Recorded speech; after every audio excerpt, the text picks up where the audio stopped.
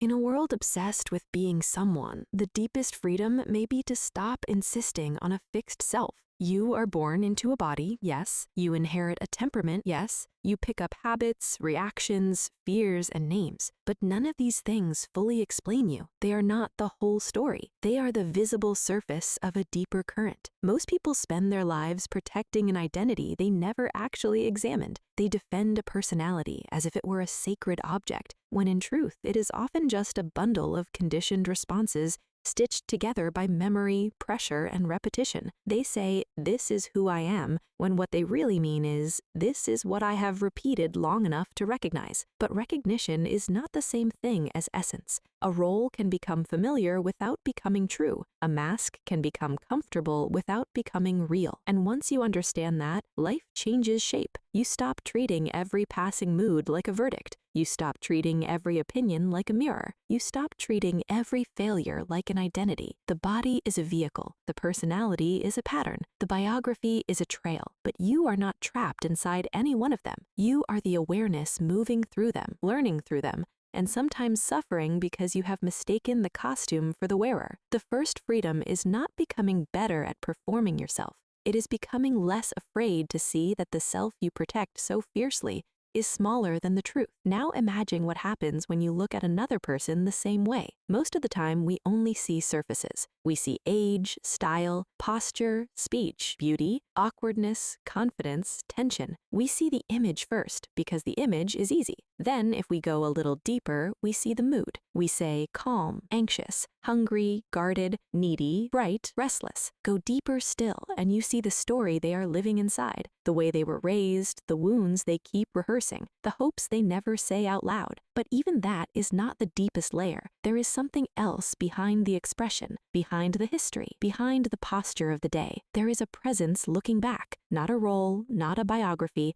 not a performance, just a living center quietly aware. And when you really notice that, something in you relaxes. The stranger across from you is no longer just an object to judge, rank, compare, or fear. They are not merely a type, a category, a set of traits, or a useful label. They are another point where life has gathered itself into form, another temporary shape through which awareness is appearing. That is why cruelty always feels smaller when you see clearly. It is harder to dehumanize someone once you stop reducing them to the most obvious layer. The anger in their voice is not their total being. The face they present is not their total being. The label society gave them is not their total being. Behind all of it is the same silent fact. They are here, and because they are here, they are already more than the costume they wear. When you learn to see this, people become less like enemies and more like expressions. You stop asking who is above and who is below. You begin to ask what is moving through this form,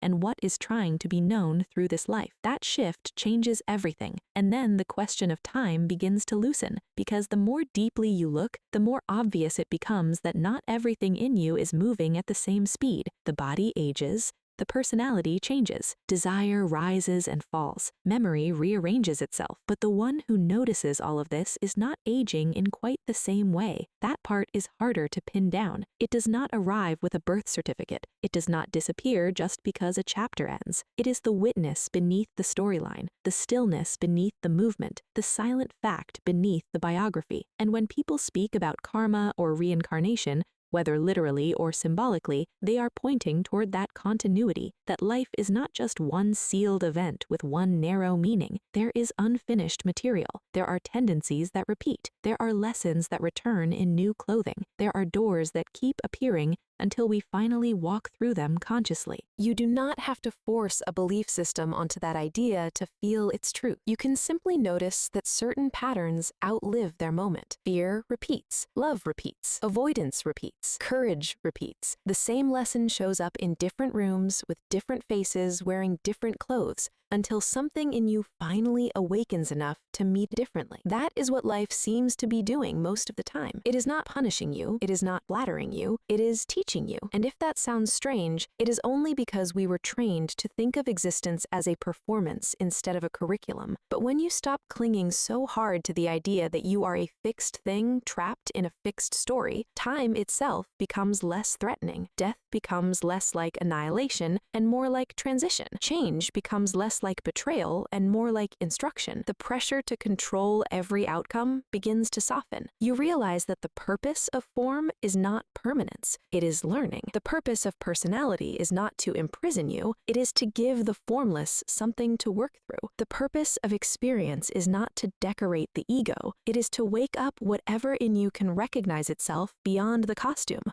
So the freedom of being nobody is not emptiness in the bitter sense, it is spaciousness. It is the end of that frantic need to keep proving that your image deserves to exist. It is the relief of no longer having to hold yourself together for the audience of your own fear. Once you stop demanding a solid identity from every passing moment, you become far more alive to the moment itself. You can lose without collapsing. You can change without panicking. You can be seen without performing. You can be alone without feeling erased. And you can meet other people without using them to stabilize your own self-concept. That is a quieter life, but a deeper one. It makes room for honesty. It makes room for love. It makes room for grief, because grief is easier when you are not pretending to own what was always temporary. It makes room for awe, because awe returns when the self is not constantly demanding center stage. This is the real liberation hidden in the phrase, being nobody. It does not mean you become useless. It means you stop confusing usefulness with worth. It does not mean you disappear. It means you stop mistaking the disappearing costume for the one who was always watching. And once that happens, life is no longer a battle to protect a fragile identity. It becomes a field of awakening, a place where you are not trying to win the role, but to see through the role, a place where the body can age, the story can change, the names can fall away, and something far more stable can remain. Not the person you managed to construct, the awareness that was never constructed at all. There is a strange peace in no longer needing to be a fixed person.